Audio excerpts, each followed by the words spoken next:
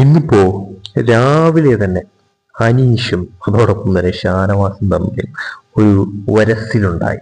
അതായത് ഒരു തർക്കം. സംഭവം വേറൊന്നുമല്ല, ഈ അനീഷ് അവിടെ ഒരു വാക്ക് ഉപയോഗിച്ചിട്ടുണ്ടായിരുന്നു, അസംതൃപ്തം. ഈ വാക്ക് ഷാനവാസ് അത് അങ്ങനെയല്ല ഇങ്ങനെയാണ് എന്ന് പറഞ്ഞ് തിരുത്തുന്ന തരത്തിലോട്ട് കാര്യങ്ങൾ മാറിയിട്ടുണ്ടായിരുന്നു.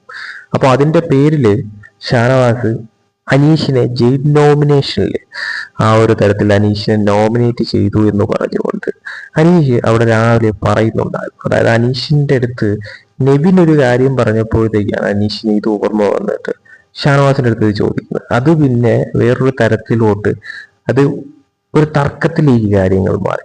അപ്പോൾ ഷാനവാസ് പറയുന്നു, നിന്നെ ആ വാക്ക് ഉപയോഗിച്ചതിനല്ല ഞാൻ നോമിനേറ്റ് ചെയ്തത്, നീ ഒരു കാര്യം ചെയ്തിട്ട് അതിനെ ന്യായീകരിക്കാൻ വേണ്ടിയിട്ട് കള്ളം പറയുന്നത് കൊണ്ടാണ് ഞാൻ നോമിനേറ്റ് ചെയ്തത് എന്ന് തരത്തിൽ ഷാനവാസ് തിരിച്ചു പറയും. നിനക്ക് രാവിലെ വേറൊരു കോണ്ടന്റും കിട്ടിയില്ല, അതുകൊണ്ട് നിന്റെ കോണ്ടന്റിന് വേണ്ടിയിട്ട് എനിക്ക് തൽക്കാലം ഇപ്പൊ നിന്ന് തരാൻ സമയമില്ല എന്ന് പറഞ്ഞുകൊണ്ട് ഷാനവാസ് അങ്ങോട്ട് ഓരോന്ന് പറയും. അപ്പോൾ ഷാനവാസ് ഓരോ മണ്ടത്തരം കാര്യങ്ങൾ പറഞ്ഞിട്ടാണ് നോമിനേറ്റ് ചെയ്യുന്നത് എന്ന തരത്തിൽ അനീഷ് തിരിച്ചടിക്കും.